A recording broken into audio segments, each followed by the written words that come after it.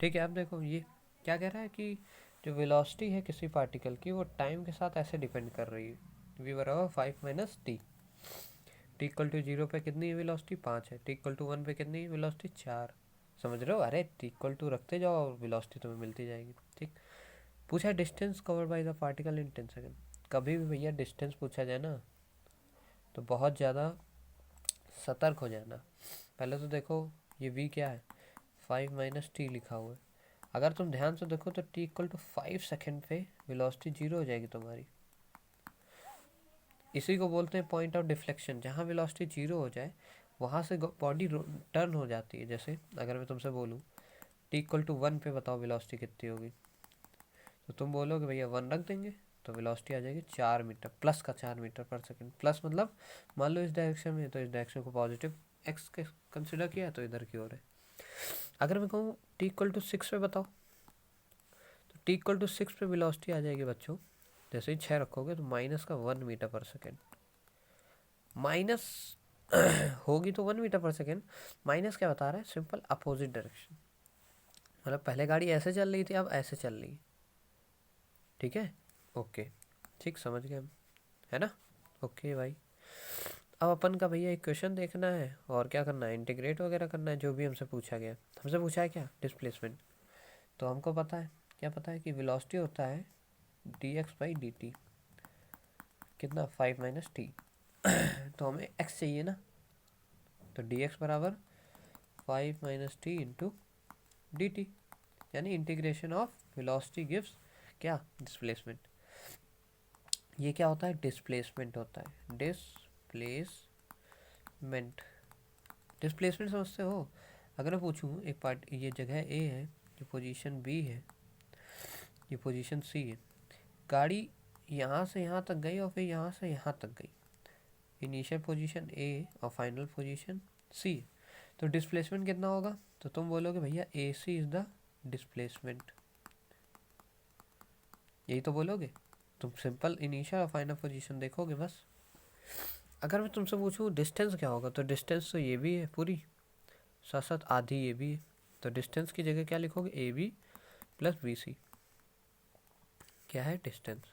Clear है। तो distance में तुमको ऐड करना पड़ता है, जबकि डिस्प्लेसमेंट क्या होता है, शॉर्टेस्ट पाथ लेंथ। तो जब तुम इसको इंटीग्रेट करते हो तो तुम्हें क्या मिलता है, डिस्प्लेसमेंट। ठीक है। तो अगर तुम भैया इसको सिंपली तुम इंटीग्रेट कर दोगे, कहाँ से कहाँ तक, 0 से लेकर 10 सेकंड तक, क्योंकि 10 सेकंड पे तुम्हें चाहिए ना डिस्टेंस, तो 0 से 10 तक अगर इंटीग्रेट कर दिया, तो चूंकि 5 सेकंड पे वेलोसिटी 0 हो गई और उसके बाद उसने अपना डायरेक्शन बदल लिया, तुमने देखा ना 6 सेकंड रखा तो नेगेटिव हो गई वेलोसिटी। जिस पॉइंट पे 0 होती है, जिस टाइम पे, उसी टाइम पे अपना डायरेक्शन, मतलब गाड़ी ने ऐसे मान लो है तो रुक गई, फिर पीछे जाने लगी, तो डायरेक्शन बदल गया। तो डिस्टेंस निकालना है ना, तो डिस्टेंस तो ये भी होगी, साथ साथ ये भी ऐड करना पड़ेगा। बट इससे हमें क्या पता चलेगा, इससे हमको डिस्प्लेसमेंट पता चलेगा। मतलब अगर गाड़ी ऐसे जाके यहाँ पहुँची है तो हमको ये डिस्टेंस पता चल रही है इससे। और बच्चे क्या करते हैं जनरली, 0 से 10 सेकेंड इसको इंटीग्रेट करने के चक्कर में होते हैं। 5 का इंटीग्रेशन 5 इंटू टी हो गया, कहाँ से कहाँ तक, 0 से 10 तक, माइनस टी का इंटीग्रेशन टी स्क्वायर बाई 2 हो गया, कहाँ से कहाँ तक, 0 से 10 तक। तो जब इसको इंटीग्रेशन सॉल्व करते हैं तो देखते हैं वही तो 0 आ गया, और आंसर में 0 भी होता है ऑप्शन डिस्प्लेसमेंट का, डिस्टेंस का। तो याद रखो डिस्टेंस कभी 0 हो ही नहीं सकती, डिस्प्लेसमेंट 0 हो सकता है ना। तो ये क्वेश्चन दे क्या रही तुम्हें, डिस्प्लेसमेंट ही दे रही। अरे इतनी बकवास करने का सिंपल सा इतना सा अभिप्राय है, इतना सा ये मतलब मेरा है कहने का, कि जब भी कभी तुमको भैया ये डिस्टेंस पूछा हो और जिस टाइम में पूछा हो, अगर उसके बीच में कहीं वेलोसिटी 0 हो रही है, तो इंटीग्रेशन तुम अपना तरीका बदल लो। कैसे बदल लो, तुम पहले इंटीग्रेट करो।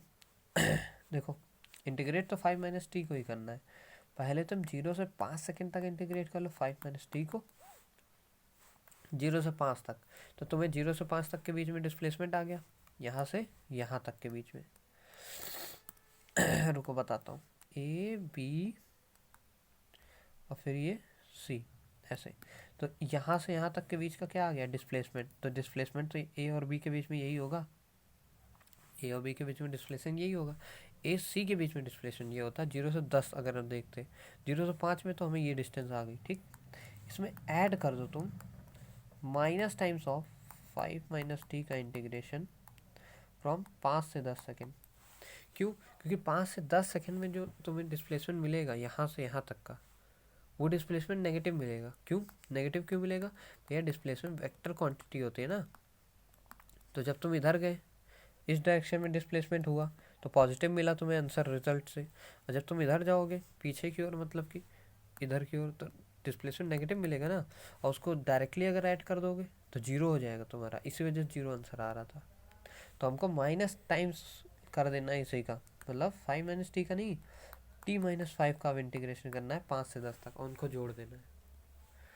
बहुत बकवास कर दी वैसे, अब समझ गए होगे शायद, फील है ना क्यों ऐसा गलत क्यों आंसर आ रहा है और क्या बच्चे गलत कर देते।